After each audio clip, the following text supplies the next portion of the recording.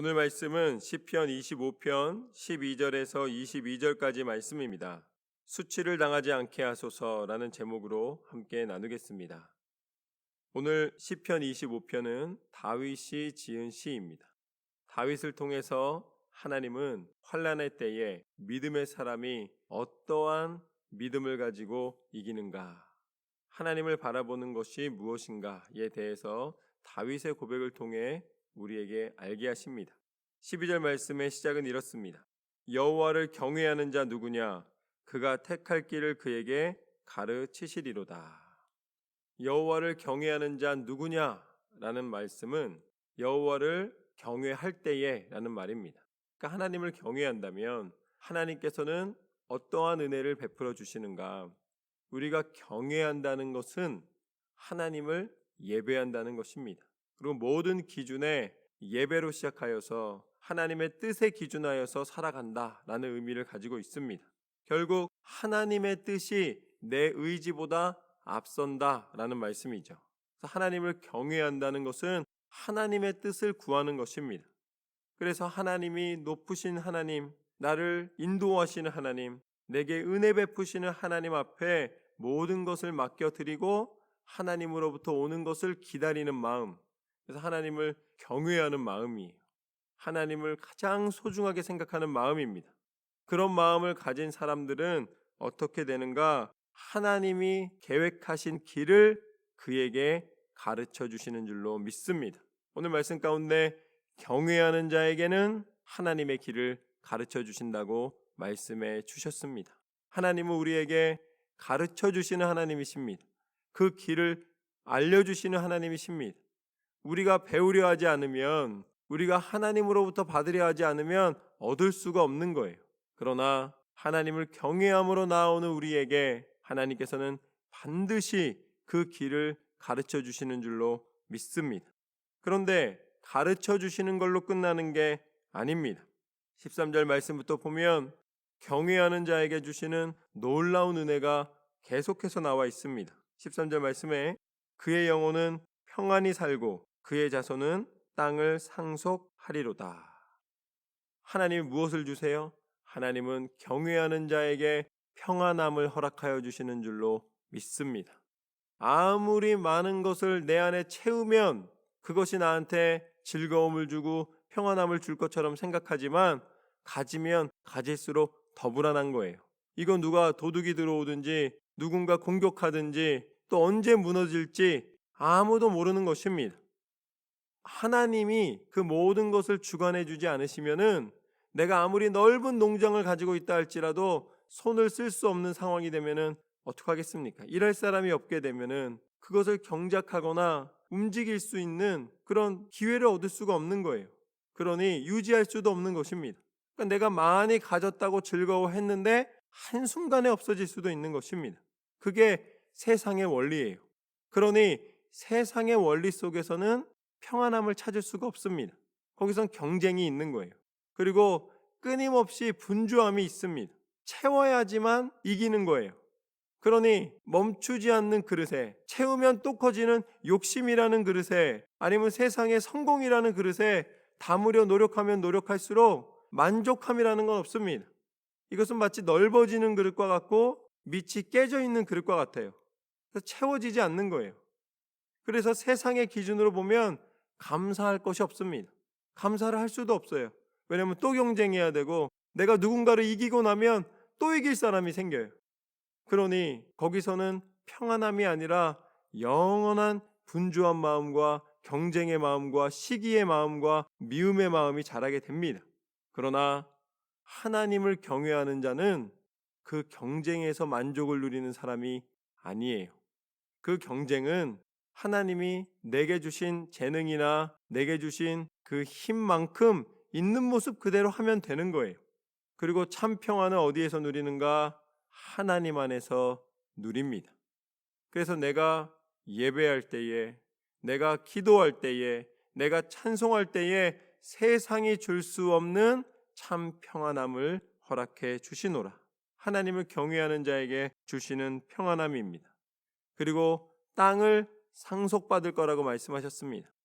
물론 우리가 육신을 입고 살아가면서 이 땅과 이 땅에서의 이 번영을 이야기해 주시기도 합니다. 그렇지만 궁극적으로는 자자손손이 이 믿음의 세대에 하나님을 경외하는 자에게 주시는 믿음의 은혜를 말씀해 주시는 거예요. 그래서 한 가정이 하나님을 경외한다면 어떻게 되겠습니까? 그 자녀가 부모를 보고 믿음을 배우는 거예요. 그러면 그 자녀가 어떻게 됩니까? 그 자녀의 자녀가 또 믿음을 배우는 거예요. 믿음의 세대가 이어지는 것이 다른 어떤 유산도 아닌 믿음의 유산이 남겨지는 것이 축복이고 은혜인 줄로 믿습니다. 하나님은 그것을 말씀해 주십니다. 경외하는 자에게는 평안함과 세대를 거치는 하나님의 은혜의 손길이 있다. 14절 말씀에 보면은 여호와의 친밀하심이 그를 경외하는 자들에게 있으며 그의 언약을 그들에게 보이시리로다. 하나님 또한 뭐라고 말씀하세요? 경외하는 자에게 하나님께서는 친밀함을 허락하여 주신다는 것입니다. 하나님과 친밀해지는 거예요. 하나님과 가까워지는 것입니다. 우리가 찾을 때에 하나님이 응답해 주시는 거예요. 그런데 그냥 응답해 주시는 것이 아니라 하나님을 경외하는 자에게는 즉시 응답을 해 주십니다. 물론 하나님의 즉시와 하나님의 방법이 우리의 생각과 다르기 때문에 우리는 즉시 그러면 그냥 기도만 하자마자 자판기에서 커피 나오는 것처럼 응답이 뚝 떨어지기를 원하지만 그게 아니라 하나님의 응답하심은 우리의 마음의 평안함을 허락하여 주시고 우리 가운데 불안함을 없어지게 하여 주시고 오직 하나님이 나와 동행하신다는 그 사실을 분명히 알게 해 주십니다. 친밀하신 하나님, 우리가 경외하며 나아갈 때에 우리를 가장 가까이에서 안아주시고 우리 가운데 웃음으로 즐거움으로 하나님이 함께하여 주신다는 말씀입니다. 그리고 중요한 게 있어요. 14절 마지막에 하나님을 경외하는 자들에게만 하나님의 언약을 보이시리라. 하나님의 언약을 보여주십니다. 듣는 게 아니에요. 보는 거예요. 우리가 아무리 얘기를 들어도 한번 보는 것만큼 큰 것은 없습니다. 보면 그때는 확실히 믿는 거예요. 그런데 하나님을 경외하는 자들에게는 하나님이 들려주시는 것으로 끝나는 것이 아니라 와서 보게 만들어 주십니다. 또렷하게 만들어 주세요. 더 이상 다른 설명이 필요 없게 만들어 주십니다. 그게 믿음의 사람들이 쓰러지지 않는 이유예요. 믿음의 사람은 하나님의 길을 본 사람입니다. 하나님의 뜻을 본 사람입니다. 소문으로 들은 사람이 아니에요. 하나님과 친밀함으로 그 가운데 하나님의 뜻을 보고 확신을 가지고 그 길을 걸어가는 사람입니다. 그래서 하나님은 그 언약을 보여주신다고 약속해 주셨습니다. 그럼 하나님의 언약이 무엇입니까? 하나님의 언약은 바뀐 적이 없어요. 하나님은 우리한테 수많은 축복의 말씀을 해주셨지만 그 축복의 말씀의 가장 근본적인 언약은 우리를 다시 살리기를 원하시는 거예요.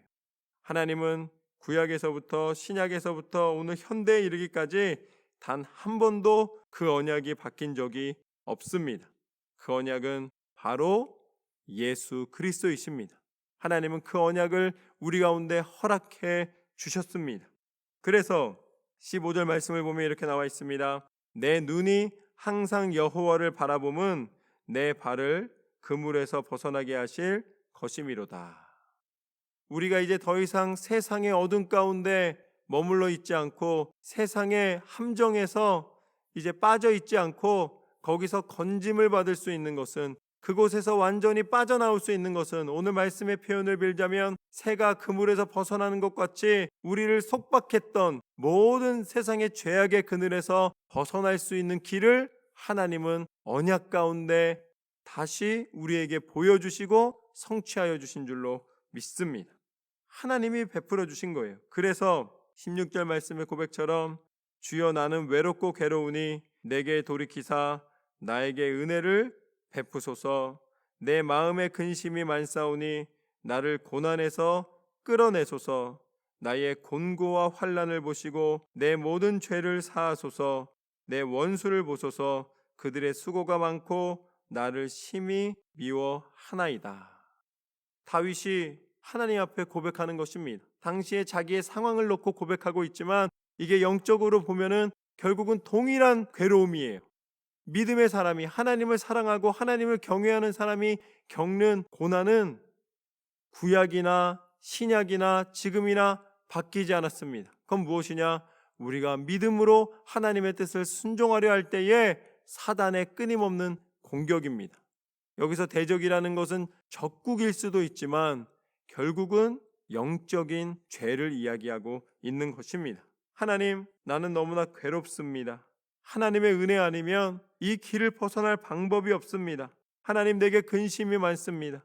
내가 이끌어갈 것도 많고 해결할 것도 많고 내가 다스려야 되는데, 내가 분명히 도움을 줘야 되는데 그들은 내가 도움을 줘도 만족함이 없고, 내가 도대체 여기서 어떠한 길로 가야 하나님 해결할 수가 있을까요? 이 고난에서 나를 끌어내 주옵소서.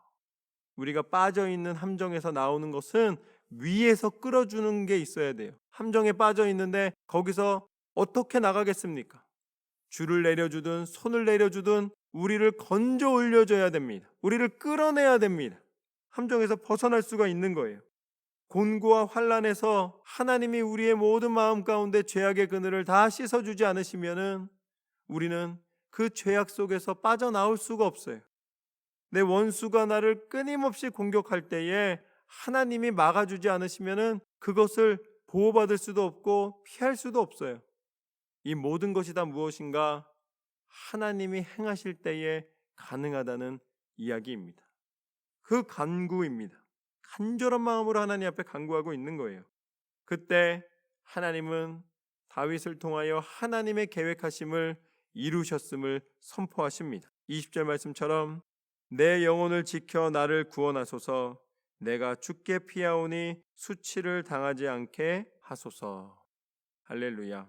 어떠한 사단의 괴계에서도 하나님은 우리를 보호하여 주시는 하나님이신 줄로 믿습니다.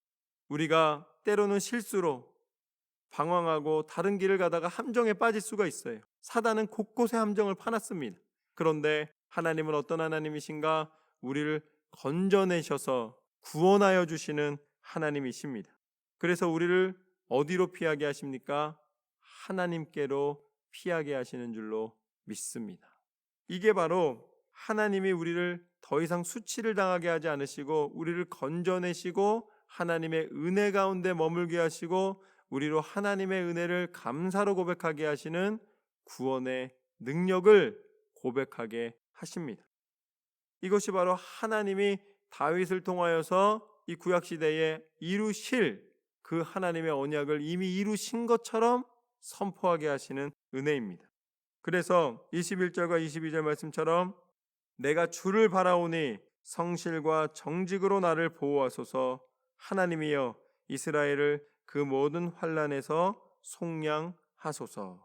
그러니까 20절에서 22절까지 말씀을 보면은 결국 궁극적으로 하나님이 우리 가운데 계획하신 것은 구원하시는 것, 하나님께 피하게 하시는 것, 우리를 더 이상 수치를 당하지 않게 하시고 하나님을 바라보며 성실과 정직으로 나아갈 때에 보호하여 주신다는 그 은혜와 또한 모든 환난에서 건져주신다는 하나님의 약속입니다.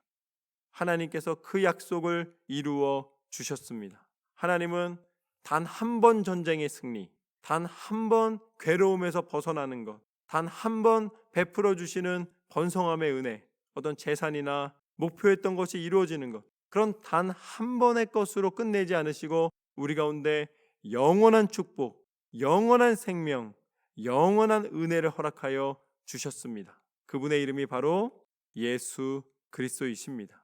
예수님께서 그 다윗의 자손으로 나셨지만 이미 다윗을 통해서 하나님은 예수 그리스도를 선포하게 하셨습니다.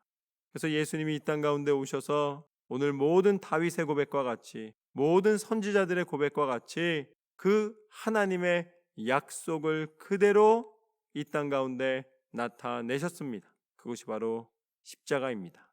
예수님이 십자가에 달려 죽으심으로 말미암아 오늘 말씀처럼 우리의 모든 죄에서 속량하여 주시고 구원하여 주시고 건져 주시고 우리를 깨끗하게 하여 주시고 예수 그리스도의 그 십자가의 보혈의 능력으로 우리를 이기게 하시는 줄로 믿습니다. 그때 더 이상 사단은 우리를 공격할 수가 없는 거예요. 예수 그리스도의 보혈의 능력으로 우리를 씻어 주셨기 때문에 우리에게는 유월절에 문설주에 발라진 어린 양의 보혈과 같이 우리에게는 예수 그리스도의 보혈의 증거가 있습니다. 그래서 사단이 우리를 넘어갈 수밖에 없는 거예요. 우리를 공격할 수가 없는 거예요. 우리는 예수님의 피의 증거가 흔적이 있는 사람입니다. 예수 그리스도를 믿음으로 말미암아 오늘 말씀 가운데 이 구원의 은혜, 보여주시는 은혜, 하나님의 놀라운 은혜가 우리 가운데 거하게 되었습니다. 그 우리 가운데 거하는 은혜가 무엇인가? 예수님이 먼저 천국에 가시면서 우리에게 천국의 비밀을 알려주시면서 우리를 천국 백성 삼아주시면서 우리 가운데 약속하셔서 오신 성령님이십니다. 성령 하나님께서 이 땅 가운데 오셔서 이제는 우리와 거하시고 성령의 능력으로 우리 가운데 뜨거움과 우리 가운데 하나님의 말씀에 순종할 수 있는 힘과 위로와 사랑으로 함께하여 주시는 줄로 믿습니다. 성령께서 함께하시는 삶, 오늘 하나님의 예비하신 축복입니다. 다윗의 고백과 같이 하나님을 경외하는 자에게, 하나님을 온전한 예배로 높여드리는 사람에게, 하나님 앞에 간절히 기도하는 사람에게, 하나님의 이름을 찬양하며 나아가는 사람에게 주시는 모든 은혜를, 모든 축복과 평안과 넘치는 하나님의 사랑을 누리시기를 주님의 이름으로 축원합니다. 하나님께서 매 순간마다 우리와 함께하여 주심을 믿습니다. 끝까지 주와 동행하셔서 감사로 승리하시기를 주님의 이름으로 축원합니다.